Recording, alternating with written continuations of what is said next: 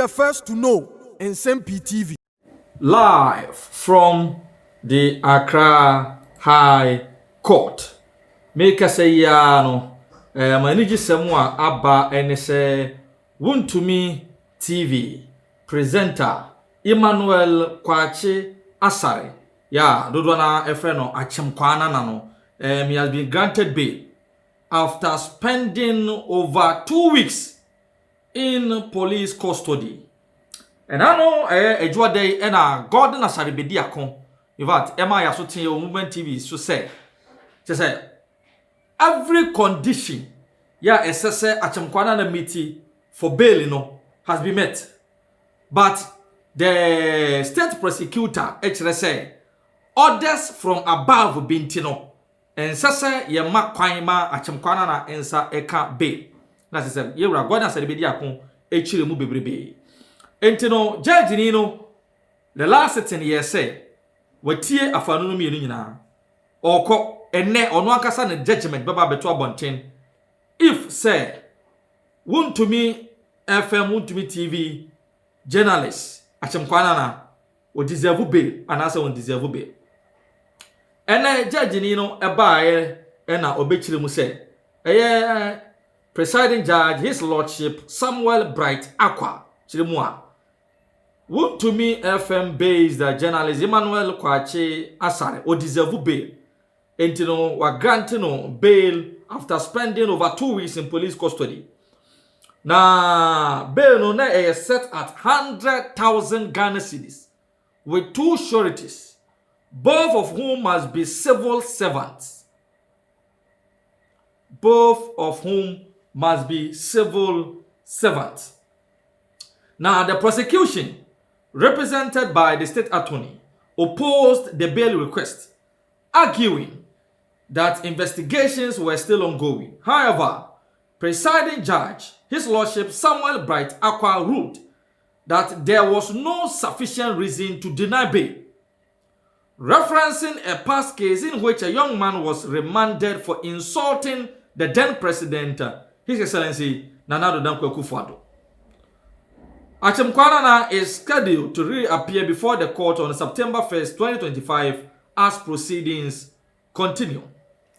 He was arrested on the 12th of August 2025 and charged with offensive conduct over the publication of alleged false news intended to cause fear and panic. He is accused of claiming on his program that President John Dramani Mahama had prior knowledge of the Agassiz helicopter crash that claimed 8 lives. Entino, and then the copy more court and say the prosecution, in fact, pursue the bail request. Chirimu say investigation si koso. Tiano say investigation si koso ntine and sase court to penny. Na yama Achemkwana na bail. And no ena judge ni awati adwam his lordship Samuel Bright Akwa Chirimu. The prosecution has not given enough reason. Yes, I see Jina so did deny bail. And our references say during the time His Excellency Nana Addo Dankwa Akufo-Addo na waya mampanyini. Brantie bi sorry the D Ghana mampanyina tem sa. Sa bre no, sa brantie no kra no nya bail. The D enti na nei prosecution e oposu say yentumi ma Achemkwana na bail. Enti no Achemkwana has been granted a bail of 100,000 Ghana cedis with 2 sureties, and he is set to reappear before the court on the 1st of September 2025. Ebra proceedings eto koso na atwaso. And to her charge sheet na, you are charging for offensive conduct over the publication of alleged false news. You are charging for causing fear and panic. And I'm on Nsem-Pii Oka edify His Excellency John Dramani Mahama during the unfortunate Agassiz helicopter crash. Yeah, it claimed the lives of 8 gallant Ghanaians. Kai, me repeat what because I was caught. Said the President Mahama Ka say, Nana Akufo-Addo and the air suppress press freedom. No. In the same vein, it is President Mahama who is suppressing press freedom now. In the same vein, it is President Mahama who is ordering the arrest of journalists and TikTokers in Ghana. We're call straight away. Yakoya na lawyer and trainer for lawyer papa. Sorry, Kasaye bail application. Ghana Constitution embrace a man essay to demand the bill be our demand. Okay, can you now make reference to virtual everything? And that's in quasi one and share them by the can you now? Oh, yeah, now prosecution. Sorry. Was sorry and was say the instruction. Menyama make action. Or you saw the word instruction at least twice. Was it the instruction they say? Who oppose bill application? Me ma atimukwan bill. And a judge they say. Na aden na yamani bill. The reason they say. Judge in the busan prosecution sir. Afena I say I had a serious was stress to be to me and said that and change him was say oh my lord I say yeah the man I should be Johnny. And a judge in the busan say what is your proof? Say yeah my brand in the bail will be Johnny. And my lord and I said behind the canoe the intelligence chase na necroplasma ye king and ye best file called documents be a chase ye investigation no. And a lawyer sorry and was say my lord and then ma yen tamo ejina so die mo bibiu ba ko ne say obey say investigation na obey interrupt but prosecution catch is here 2 minutes ago say oma we investigations no enu no satim kwa kofi a investigation bay and na wakwa say wakwa disrupt no because also be investigations no and it was right judge no a match kwa bill no nkofi because prosecution intimi establish any a plausible reason be I say else money that's etina a police custody na judge the city trash it na ka say bia obema ruling no it one judge they say they say ayetwa mentwe yeah enter application bill and na prosecution so I oppose bill no eno ntino ye ma le kwalo nkofi na bienu 27th na me arumachina na on for ruling on the position to the application for bill and na me arumachina ntino of which no kwan so no of course because say okokohwe say they are case law a supported some prosecution na watimi aye proper ruling aba supported by say obe ruling in favor or against na odi aba ba ko bi si so first day na call ya we deny the bill no we ka say we make reference to SBS judicial precedents by no na your one the master ruling no so I'm telling you you because I say say we be to many muda na the bakono they came with oral application for bill and I deny the bakono bill but when they came on a substantive motion yes bill application written application you know the me grant the bakono bill et here say amount a certain I say at least one better than said yeah and so we were of that inclination say and yeah first day no was say we deny the bakono bill there second day second application no on money bill it means can say to take a chart that yes but every so said the way no prosecutor no so oppose now can say well you should the word instructions not twice what's a per my instruction would oppose bill application no jamiad my judge say yenko jamiad my china ye fache kwamra but the young began say waku achekwa ba ye hunu achekwa yare nra achekwa police for somebody in the hospital emma edumre no mo sa ne back to police custody the ya me a ma me real ho ne say asɛm akakra obi aka yɛtimi di natum ɛkɔ na wɔtwe mienu wɔn kasa obi adi ewu ɔkɔbɔ ɔkorɔ no ɛna akeka ne ɛnyɛ nansi a de call Supreme Court ama Supreme Court say in fact murder cases kura mpo no yɛtimi ma bill so far deɛ msa deɛ yɛ ma bill wɔ Ghana ɛne treason yeah na treason kura na bɔ ma wɔ kwa ya ma ne bisa ya ma ne bill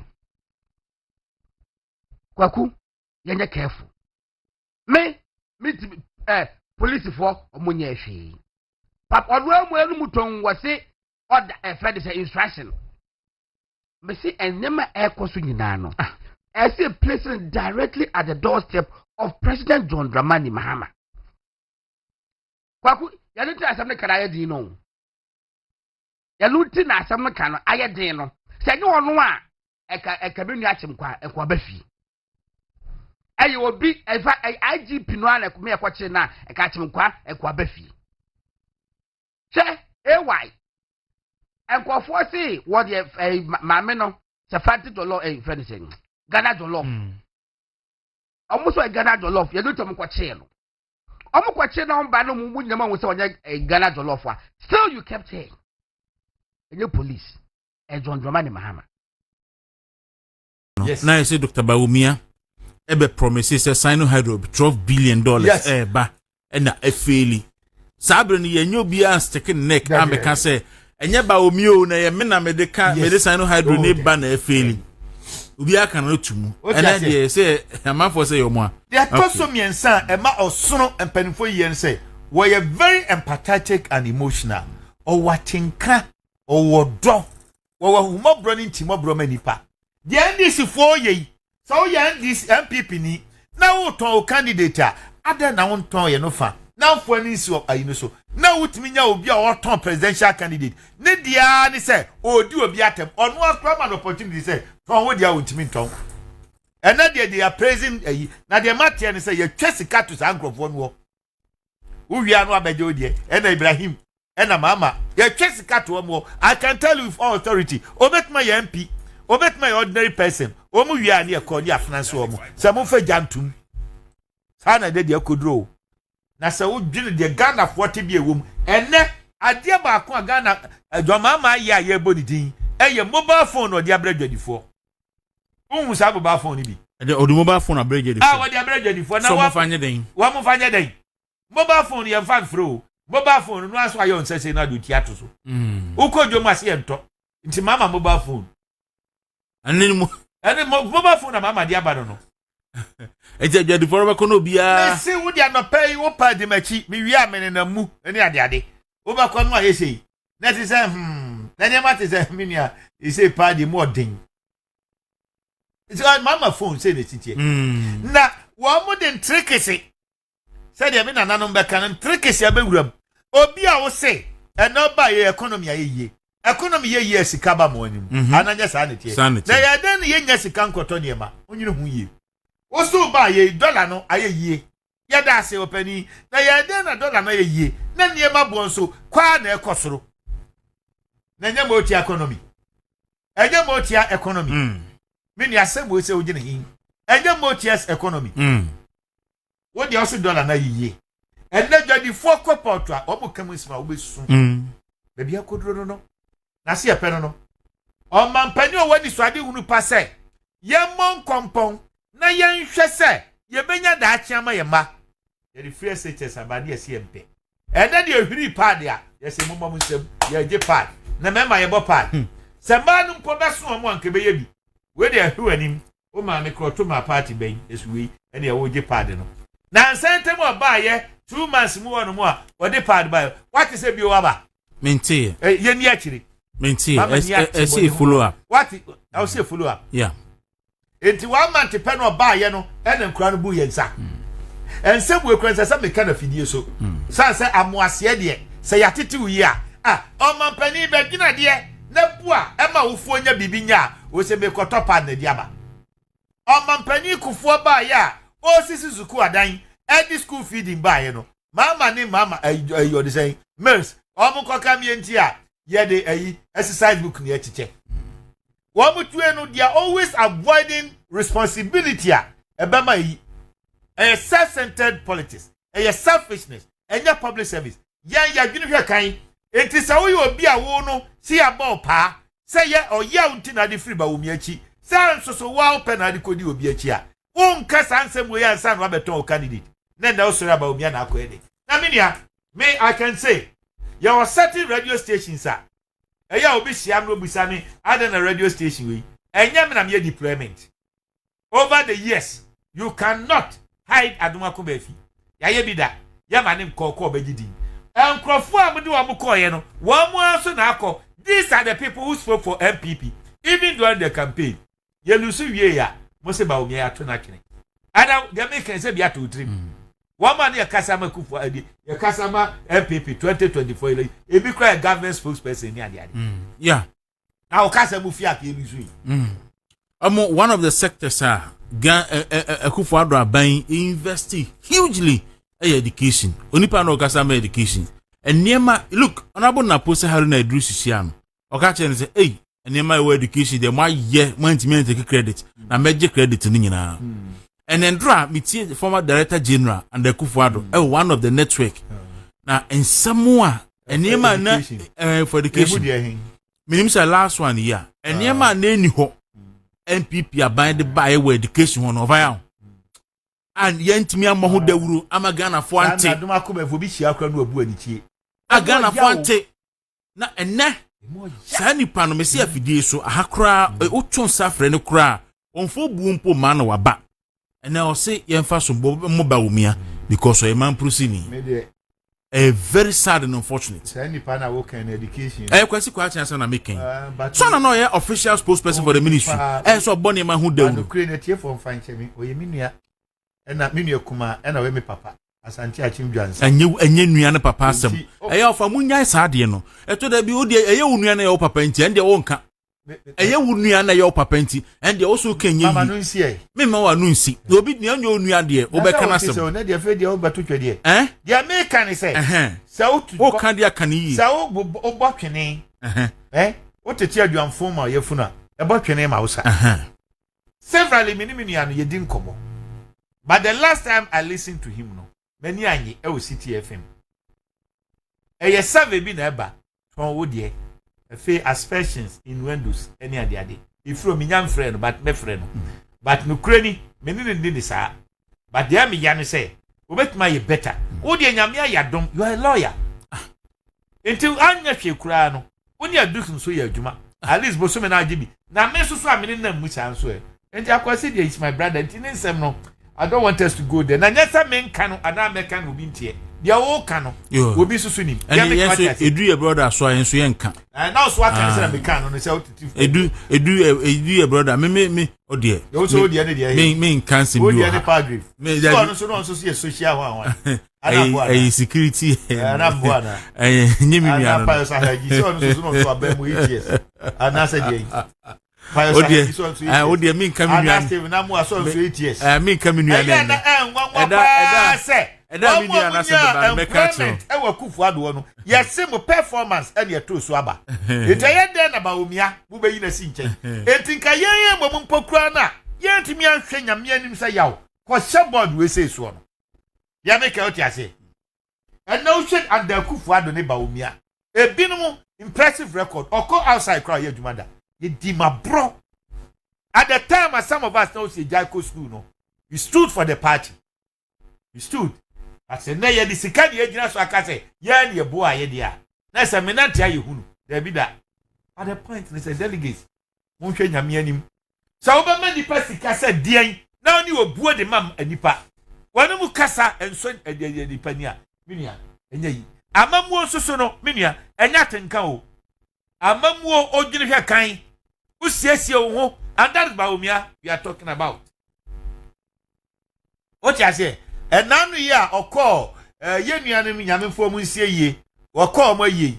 This on the mama, Lordina, a cotton abem. A fed the this before I get credit no. Eh, Baumia dear, where ye Professor Mace a power when I'm so Professor Mace or a munchrim. I assume doing it. I'm so penino. Where ye cremonia at it no.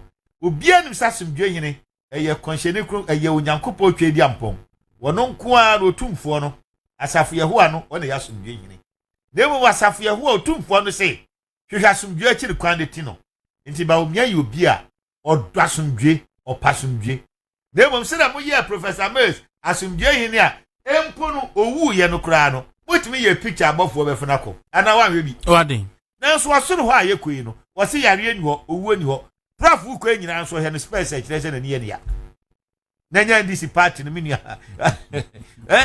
ensem de bia sisi o mai mo abofo abefa prof enkrofo etimi create ayipa o ya abofo abefa no Gabriel Baha na odise Michael Baha ene de prof ko aka kra bi no aduru soro enka kuraji space here because I see so ayesum de osoro ye omunya me anim akura ko nyina space you asasom na nyi atofom Bible nso say owu ani ho biem yare ani ho biem enso ye ma prof the space ko pie nyame anim e ya sem sebe ba o mia ye obi a mimia he is the embodiment of everything that good government good governance requires when you be a na me hira no so ye hira e de mafoforo enti me srese mo so a ye ton ba o mia no mama ye nkofa bufuo because mimia ya hunu bi da o se ba o mia e be wie ni campaign o ye nkuni di for dada me see election we ba o mia enye 60% asemo ni akoma ebinum ti free mu a ebinum nya akokoduro se beba bio no enye bi ni this time o because no the factors sisi ye ni abufuo ni ma ni be bi ntino e de bi koi so kiase but this time na mu da ho say no when you want me nkoka se existing the establishment yes I on bro for mu kan no yeah na ba o mia establishment na ne de yin ba o mia minim empisa wo mu no ebedi ba o mia chi a me ko ese me no mo ko kasa no wa mo ya mo se aban no ati so ni ntino eni ntino ya de ese enya de ese sebe